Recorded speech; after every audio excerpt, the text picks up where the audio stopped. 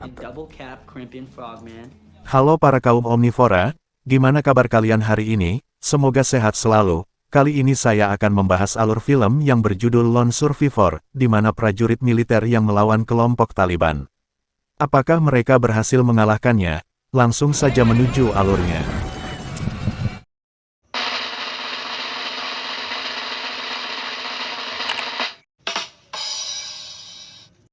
Cerita dimulai di mana kita diperlihatkan sekelompok prajurit militer, di mana saat ini mereka sedang dilatih untuk menciptakan prajurit yang tangguh dan kuat.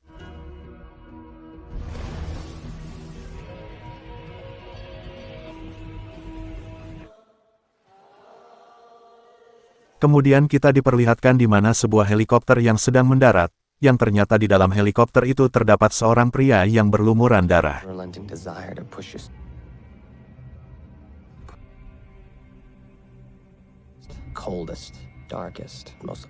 Untuk mengetahui apa yang terjadi, cerita kembali pada 3 hari yang lalu sebelum terjadinya insiden tersebut. Pada pagi hari itu, ada seorang prajurit yang bernama Mike masih terlelap tidur. Setelah dia bangun kemudian dia membangunkan temannya yang bernama Marcus, Danny, dan Axe.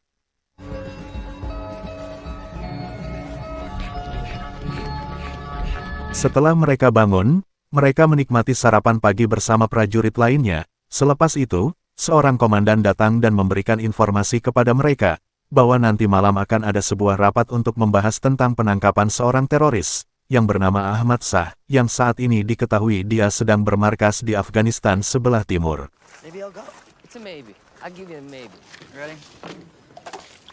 Ketika malam harinya rapat digelar, di sini komandan menjelaskan rencana dan taktik untuk meninjau aktivitas Ahmad Shah dan para anak buahnya, karena sebelumnya diketahui bahwa Ahmad Shah ini sering membunuh anggota marinir dan juga para warga sipil.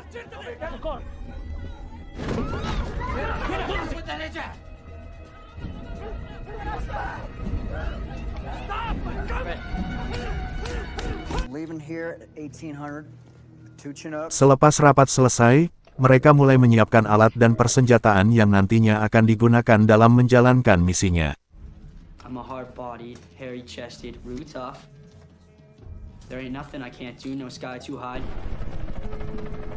Selepas selesai menyiapkan persenjataan, mereka mulai berkumpul untuk menunggu jemputan helikopter datang. I'm a UDT Navy SEAL diver, because this frogman's been there, done that, and is going back for more. Then sneak out the back door when the refueling is done.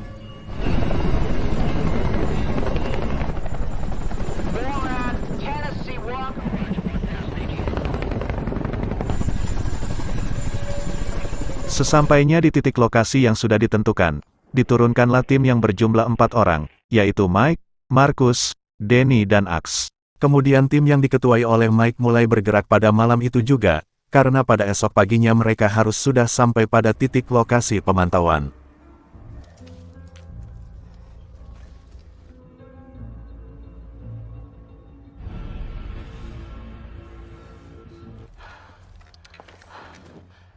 Sesampainya di titik lokasi sesuai yang direncanakan, mereka mulai memantau aktivitas kelompok Taliban yang diketuai oleh Ahmad Shah.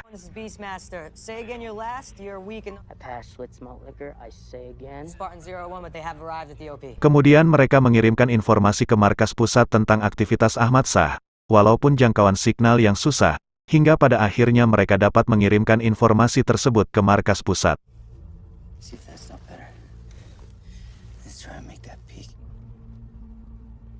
Kemudian mereka berempat mulai bergerak menuju lokasi pemantauan berikutnya, karena agar mereka dapat memantau aktivitas pergerakan para kelompok Taliban yang lebih jelas.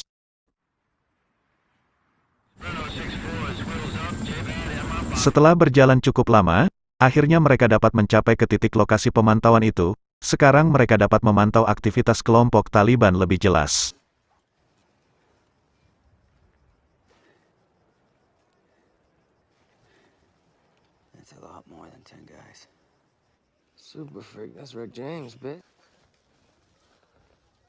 Namun ketika mereka ingin memberikan informasi kembali kepada markas pusat, mereka tidak bisa mengirimkannya karena signal yang susah. Kemudian mereka berjalan menuju ke bukit yang lebih tinggi, agar supaya mendapatkan signal dan segera mengirimkan informasi tersebut kepada markas pusat.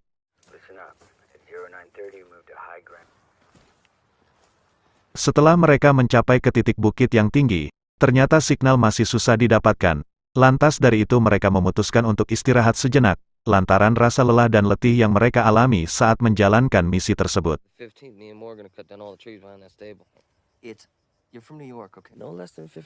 Mereka bertiga beristirahat di bawah pohon yang penuh rimbunnya dedaunan, untuk memejamkan mata sesaat, sedangkan Danny sendiri ditugaskan untuk mengawasi area sekitar ketika mereka sedang memejamkan mata.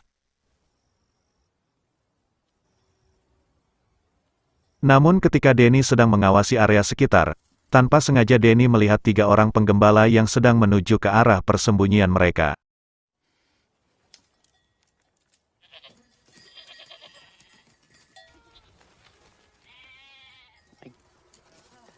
Lantas dari itu mereka menangkap ketiga penggembala kambing tersebut.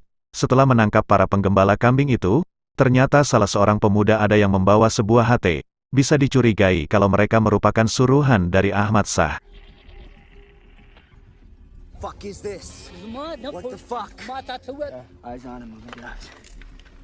Di saat kejadian itu, mereka lekas menghubungi markas pusat untuk meminta tindakan apa yang harus dilakukan pada para penggembala kambing itu. Namun karena kendala signal yang susah, Danny tidak dapat menghubungi markas pusat.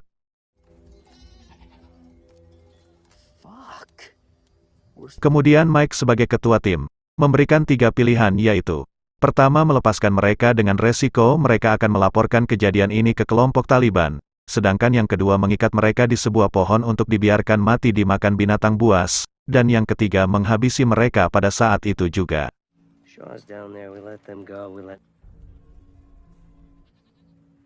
Selepas itu, Mike, Danny dan Axe mengambil kesimpulan untuk menghabisi mereka di tempat itu juga. Namun di sini Markus menolak pendapat tersebut, lantaran karena jika mereka membantai warga sipil tak bersenjata akan mencoreng nama tentara Amerika, karena sebelumnya mereka ketika masuk menjadi seorang militer mereka sudah disumpah untuk tidak melakukan hal tersebut. Karena perdebatan pendapat yang berbeda, maka Mike sebagai ketua tim mengambil kesimpulan untuk melepaskan para penggembala tersebut. Kemudian setelah itu mereka segera menuju puncak yang lebih tinggi, supaya mendapatkan signal untuk menghubungi markas pusat, agar supaya diadakan tindakan penjemputan. Sedangkan di sisi lain, markas pusat sedang mengalami keresahan, karena tim Mike belum memberikan kabar sampai saat ini.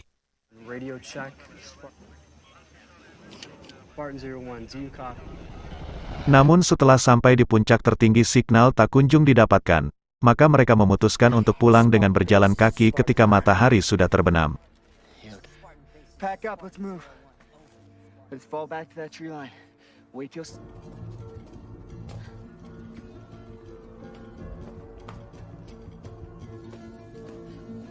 Sembari beristirahat, mereka bertiga tetap selalu mewaspadai area sekitar, sedangkan Mike sendiri akan memeriksa area atas tebing. Sesampainya di atas, ternyata puluhan anggota Taliban sudah berhasil mengepung mereka semua, maka dari itu Mike lekas memberitahukan teman-temannya, lantaran akibat mereka melepaskan para penggembala tersebut, kini mereka harus beradu senjata dengan kelompok Taliban.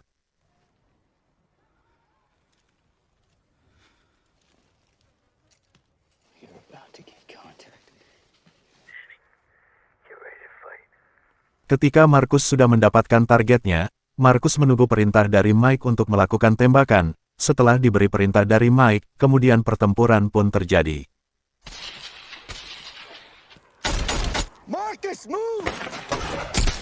Pertempuran yang terjadi di sana sangat memacu adrenalin kita, bahkan Danny sendiri harus terkena tembakan ketika ingin menghubungi markas pusat.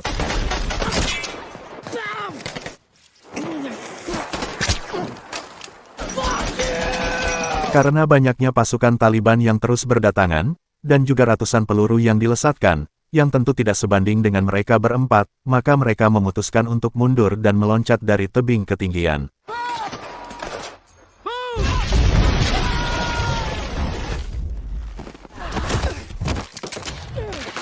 Selepas itu, mereka berempat berkumpul di sebuah batu untuk berlindung, namun karena gempuran peluru yang terus berdatangan tanpa henti, mereka memutuskan untuk mundur lagi dan mencari tempat yang lebih aman.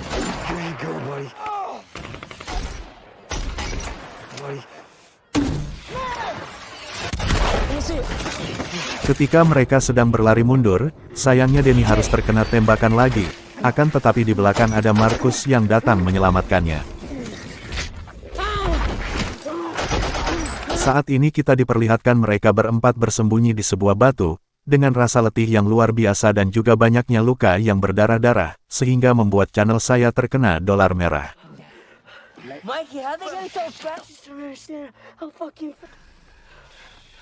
Namun lokasi persembunyian mereka berhasil diketahui oleh musuh, karena suara Denny yang keras, akibat luka-luka di sekujur badannya sehingga membuatnya kehilangan kontrol pada saat itu. Kemudian mereka memutuskan kembali mundur, dengan melompat ke sebuah tebing yang sangat dalam. Karena Denny yang tidak bisa berjalan, Markus pun menggendongnya untuk ikut menuruni tebing itu, namun sayangnya Denny harus terkena tembakan lagi, sehingga membuat dirinya harus tertinggal di atas.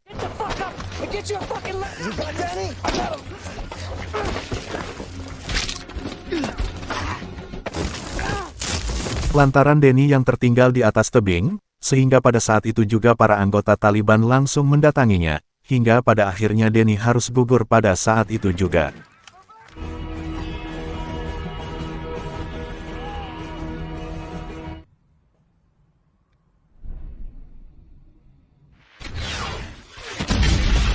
Sedangkan di bawah tebing, saat ini mereka masih berjuang mati-matian untuk terus melawan para anggota Taliban, hingga pada akhirnya, Mike sebagai ketua tim memutuskan untuk bergerak menuju ke sebuah bukit, berharap mendapatkan signal untuk meminta bantuan dari markas pusat. Sebelum pergi Mike sempat berpesan untuk terus berjuang dan jangan menyerah, dan pada saat itu juga Mike pun ikut gugur.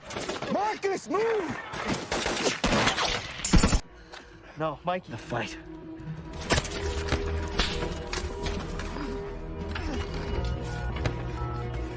Need air support. Bad talk, Sergeant Hasler.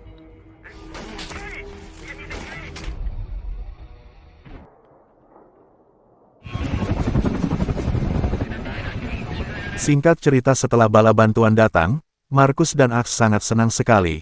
Namun ketika salah satu helikopter hendak mendarat, tiba-tiba peluru RPG datang meledakkan helikopter itu. Karena zona pertempuran yang kurang aman, maka helikopter yang satunya memutuskan untuk kembali ke pangkalan militer. Di sini Markus dan Axe merasa putus asa, lantaran bala bantuan yang dinanti-nantikan gagal menolong mereka, karena akibat serangan dari kelompok Taliban. Namun ketika mereka berpencar, salah seorang kelompok Taliban berhasil menembak Axe, dan Axe pun juga ikut gugur dalam pertempuran tersebut. Kini dari mereka berempat, tertinggal Markus seorang, sedangkan saat ini Markus harus terus berjalan untuk menghindari kejaran dari kelompok Taliban. Kemudian ketika dia mendapatkan tempat yang aman, maka Markus memutuskan untuk bersembunyi di bawah batu, dan menunggu hingga para kelompok Taliban pergi menjauh.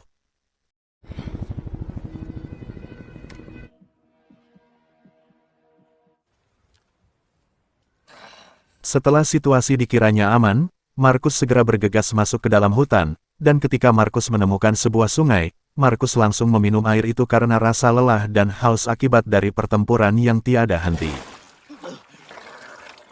Namun tiba-tiba terdapat 4 warga sipil yang mendekati Markus. Saat itu Markus merasa ketakutan, karena dia mengira kalau mereka adalah kelompok Taliban, dan mengancam kepada mereka akan meledakkan sebuah granat jika mereka mendekat. Ternyata pria itu mencoba menyelamatkan Markus, karena dia kasihan melihat Markus yang di tubuhnya penuh sekujur luka, dan kemudian pria itu mencoba untuk menyelamatkan Markus dengan membawa pulang ke rumahnya. Ketika berada di dalam rumah, Markus menuliskan pesan titik koordinat lokasi keberadaannya, yang nantinya akan dikirimkan ke pos pangkalan militer terdekat, lantaran supaya diupayakan misi penjemputan kepada dirinya. Sedangkan di sisi lain, saat ini para anggota Taliban masih mencari keberadaan Markus, hingga pada beberapa saat kemudian mereka berhasil menemukan Markus, lantaran mendapatkan informasi dari warga penduduk di desa itu.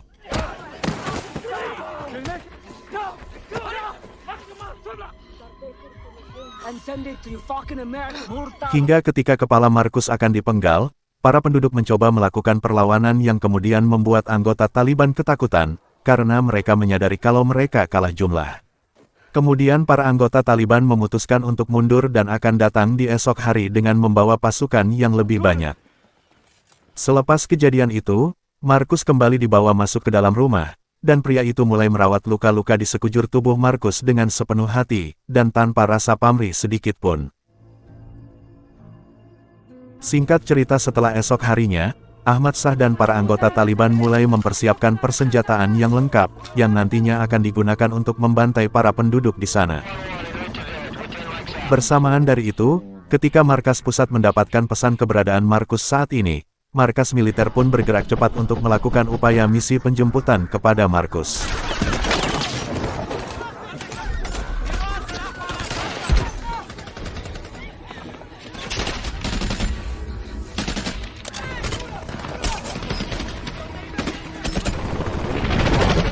Tak perlu menunggu lama, akhirnya bala bantuan dari markas militer pun datang. Kemudian mereka mulai menghabisi para anggota Taliban, dan Ahmad Shah tewas dalam pertempuran itu sedangkan sisanya berhasil dipukul mundur.